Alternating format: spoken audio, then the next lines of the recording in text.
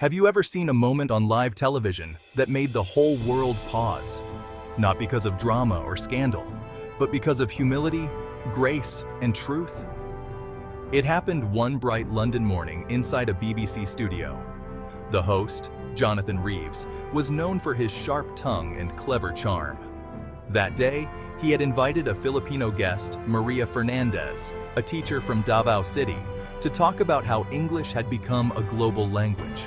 To most, it sounded like a harmless topic, but no one knew that this conversation would soon travel across the world, changing how millions would think about language, respect, and identity. Maria walked into that studio with quiet confidence. She wasn't famous, just a teacher who believed that language was not about accent. It was about connection.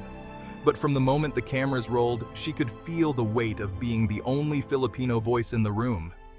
Reeves began with a polite smile that carried a subtle edge. "Good morning, Maria," he said. "Lovely to have you. Now, Filipinos are known for speaking English fluently, though with a very distinct flavor." The co-host chuckled. It sounded harmless, maybe even funny. But Maria felt what he meant beneath the words. Still, she smiled calmly. "Yes," she said softly. "We speak it with the rhythm of who we are." Reeves smirked. Rhythm. Some might call it musical." Laughter rippled across the room. Then came the challenge. "Let's do a little test, shall we?" he said. "I'll read a line, and you repeat it the way you teach your students." The audience leaned in, expecting a joke. Reeves read, "The quick brown fox jumps over the lazy dog." Maria repeated it, not copying, not performing, but speaking with calm, deliberate warmth. Her voice was steady, honest, alive. The room went silent. Even the sound crew stopped moving. Then she smiled faintly. "Now may I read something, Mr. Reeves?" And in that quiet studio, she recited the words of Jose Rizal. "He who does not love his own language is worse than a beast and a putrid fish." It was as if time stood still. Her accent was there, yes, but so was the soul of her people, a voice that had carried through colonization, war, and survival.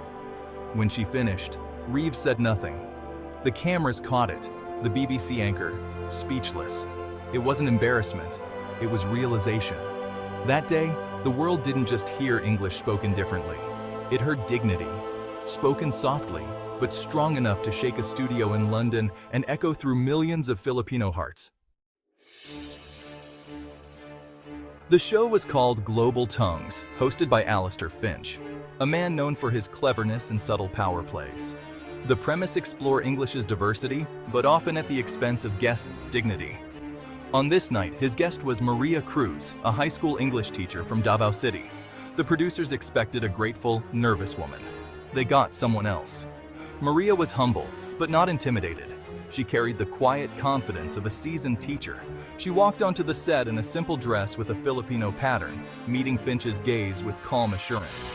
Finch began with small talk, weather, food, culture, before steering toward her accent. He saw it as the main event, ready to dissect her speech for the audience. He thought he was in control. But Maria wasn't fazed. She saw not a formidable host, but a curious man. She'd taught teenagers, far tougher than any TV personality. She sat back, relaxed and ready. The stage was set, not for an interview, but for an education. The setup was meant to put Maria on the defensive bright lights, imposing studio, a host known for intellectual superiority. But Maria was unshaken. She was there to have a conversation, not to perform. The lesson was about to begin. Live for the world to see. The power dynamic was shifting, and the world was watching. Finch leaned in, voice smooth. "Maria, your English is wonderful. But do you ever feel your accent is a barrier? Do your students aim for a more standard English? The subtext, your English is different, therefore less than." He expected a flustered defense. He got neither. Maria smiled, letting the question linger. "Thank you, Alistair. My accent is not a barrier. It's a bridge. It carries the stories of my ancestors, the rhythm of my homeland, and the history of my people." She looked into the camera, speaking to everyone who'd ever been judged for their speech. Our national hero, Jose Rizal, said, "He who does not know how to look back at where he came from will never get to his destination." In that moment, her accent became a powerful defense of her heritage. To erase it would be to lose her way. She wasn't just defending pronunciation, she was defending identity. A profound quiet fell over the studio, not awkward, but full of meaning. Finch, always quick with a comeback, was speechless. The camera lingered on his stunned face, then on Maria's calm. He'd expected a chat about phonetics. He got a lesson on identity. The power in the room had shifted. The teacher from Davao was now in charge. The audience felt it. The world felt it.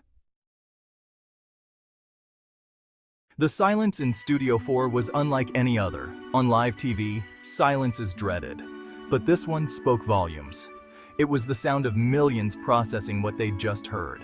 Alistair Finch, paid to talk, had no words. His wit and cleverness were useless. He'd been gently disarmed. The director held the shot. Finch's stunned face, Maria's serene expression. She wasn't gloating, just letting her words settle. Her composure showed this wasn't a rehearsed comeback, but a deeply held belief. In that silence, you could almost hear Finch's worldview shifting. He'd always seen English as a mountain, with Queen's English at the peak. Maria redrew the map. English was a landscape of rivers, each accent a powerful current. When Finch finally spoke, his tone was different. Curious, respectful. "I've never heard it put that way before," he admitted, humbled. The spell was broken, but the studio had changed. The audience erupted in applause, not for a clever answer, but for dignity and quiet strength. The silence had been broken, but its impact would echo. Maria's words had shifted the conversation. The world was listening. The teacher had taught her lesson, and the lesson was unforgettable. The revolution was quiet, but it was real. After the applause, Maria spoke with the patience of a true teacher. "Language is an inheritance, not a competition. I don't tell my students to erase their Filipino accent. That would be like erasing their grandmother's lullabies. Our accent is the music of our past, the rhythm of our home. Why silence that?" She looked at Finch. "Your accent tells your story. Mine tells mine. Neither is better, just different. English is beautiful because it's spoken in so many voices. We've made it our own. It's a sign of connection, not imperfection. It's a memory." For many, this idea was revolutionary. Maria reframed the debate. An accent isn't a flaw, but a badge of honor, a living record of one's journey. Her defense was a celebration, not an argument. She gave millions permission to be proud. True communication is about connecting hearts and minds, not perfecting pronunciation. The goal isn't to sound the same, but to understand each other. Her words were a gift of confidence, and the world was listening. By the time Maria landed back in the Philippines, she was a global sensation. The clip went viral, everywhere from Twitter to CNN. Hashtags like #AccentIsMemory and #Filipino Pride trended for days. In the Philippines, it was a moment of national pride and healing. Maria's words resonated far beyond her homeland. People from India, Nigeria, Mexico, and more shared their own stories. Linguists praised her for distilling a complex idea into a simple, powerful metaphor. The world realized English was a shared inheritance, not a single nation's property. The conversation had shifted from accent to respect. Alistair Finch was changed. The broadcast haunted him. Maria's words, the applause, the lesson. He publicly apologized on his show, then announced he was going to Davao City. There, Maria welcomed him with warmth, introducing him to her world. He saw her classroom, her community, her culture. Watching her teach, he realized her strength came from love, for her students, her language, her roots. Maria never mentioned their on-air encounter. Her actions spoke louder. Finch saw a world bigger and more interconnected than he'd ever imagined. His journey was from arrogance to humility. Back in Davao, Maria was still just Ma'am Maria to her students. They were proud, but in class, things returned to normal, just as she wanted. Her students, however, saw themselves differently now. Paolo, once shy, stood up to read a poem. "My accent is my memory, it's my story." Maria's lesson: never let anyone make you feel small. Your voice, as it is, has power. A perfect accent with an empty heart is meaningless. A voice full of heart can change the world. Her students started a club to celebrate their voices and stories. Maria's classroom became a living example. Every voice valued, every accent a cherished memory.